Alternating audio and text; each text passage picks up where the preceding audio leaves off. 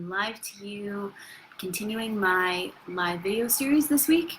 And I am doing case studies, at least for the next couple days or so. So I pulled you guys on my main page and gave you a couple examples of 5 different case studies, and I'm kind of going through them, one by one. So tonight we're going to be talking about one of my clients. Her name is Trisha, and I changed her name just to protect her privacy, but I'm going to be sharing her story.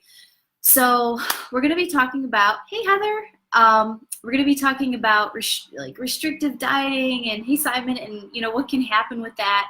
So Trisha came to me, and she had worked with a with a very reputable fitness professional, and this fitness professional had put her on an eating plan that had her eating, I think it was like 4 or 5 meals. And it was, I can tell you exactly what it was. So it was egg whites and oatmeal for breakfast, a big salad with chicken and some jasmine rice for lunch. She got a whey protein shake for a snack in the afternoon. And then she had a dinner that was like, I think like a lean protein, like chicken and vegetables. And then that was it. And that was all she could have. She wasn't allowed to deviate from it. She occasionally would get scheduled cheat meals, but you can imagine having an eating plan like that. It doesn't allow for a lot of variety. It gets really boring. So I'm not here to say that that's not going to work, because it definitely will. Something like that can absolutely work, but the problem is that she became very bored with it.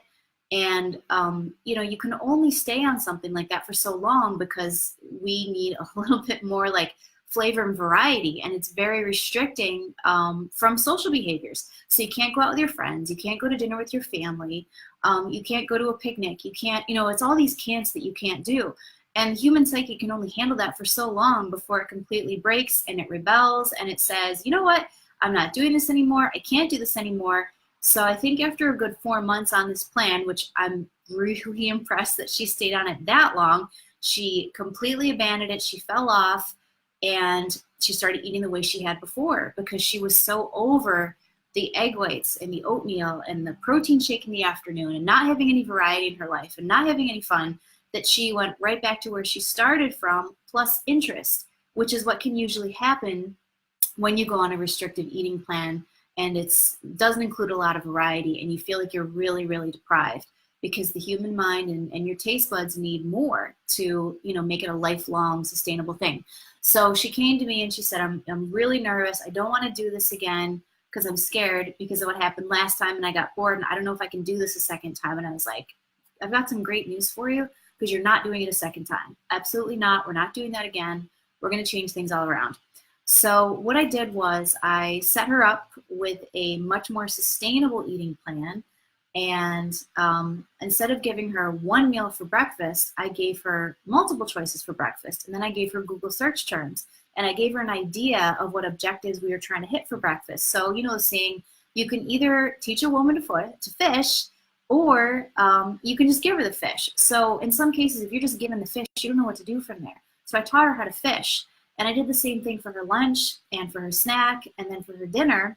So she had plenty of examples. I gave her, I think, maybe 20 different recipes so she could really learn the patterns, and I gave her objectives for every meal. I was like, hey, in breakfast, we want you to eat these things. At snack, we want you to eat these things. At lunch, eat these things, but less of these things. So she really understood what it was we were trying to do. So I gave her all of that, and lo and behold, she lost 20 pounds in 4 months.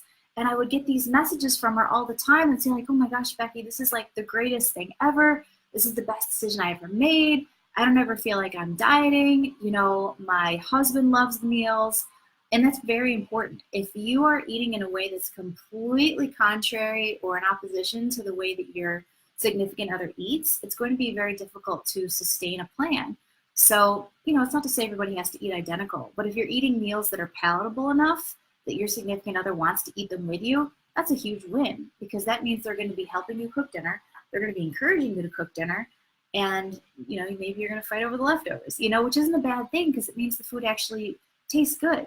So I wrote down a whole list of benefits, so I didn't forget any, but I wrote, she can make her own meals now. She doesn't have to go home and think, oh, I'm just going to eat this like boring chicken. No, you can have the boring chicken if you want, but it's not going to make you successful long term, because eventually the boring chicken becomes boring, and then you want pizza and stromboli and things that actually taste good. So number two, she could take trips, and she did. She took trips, she took vacation. She never felt like she was, like off her diet. She just kind of followed the principles. She still had some leeway. She still enjoyed her time. She had some drinks, but she knew she was right back on it, when she came home. Number three, she was able to eat out with friends. That's huge, because that's everyone's main concern, because they're afraid that they're going to have to, give up their social time. I don't want anybody to give up their social time. Once you isolate yourself socially on any eating plan, you are going to find yourself in a very lonely, isolated place, because you're never going to have the social interaction. You're always going to feel like it's just you, and that like you're doing the wrong thing and you're missing out on life. So that's a big problem. You don't ever want to cause social isolation with the way that you choose to eat. I also listed she never felt like she was dieting, which is very important. You should never feel like you're dieting. Now, do you have to change behaviors to be successful? Absolutely. It doesn't mean that you could eat like pizza all 5 meals of the day. You're going to have to make some changes, but you should never feel like you're dieting in the sense that you're only eating sugar-free Jell-O cups, and you're eating like plain salad with boiled chicken, and you're eating tilapia, and you're eating, all of these crazy things that people do because they think it's the only way to get healthy, lose weight. But the fact of the matter is, it's wrong, to think that that's the only way, because you can enjoy some flavor in your food without overdoing it.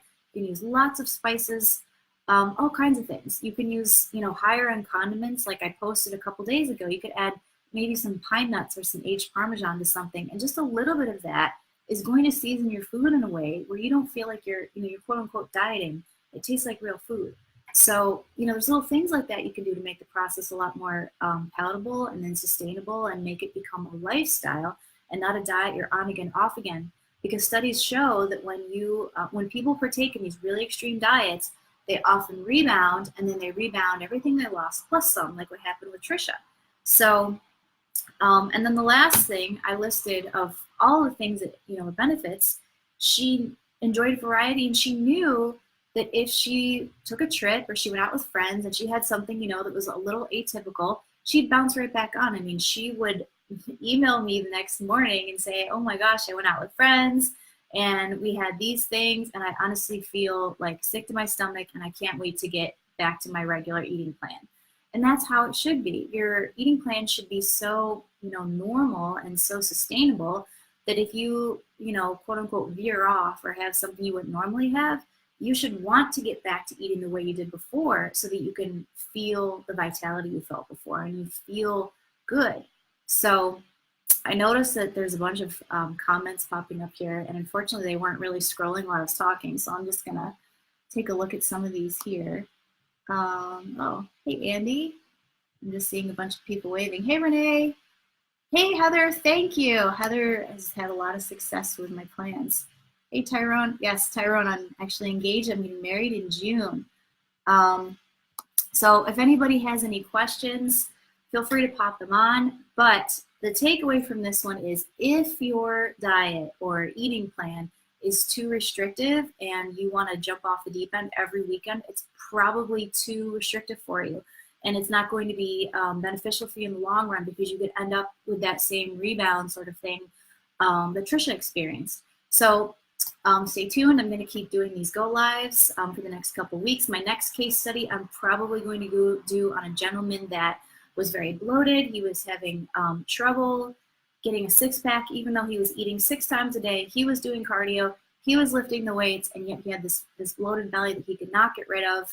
And I helped him slim it down and get a 6-pack back. And that's the next case study that I'm going to talk about. So I hope you guys have a great Friday night.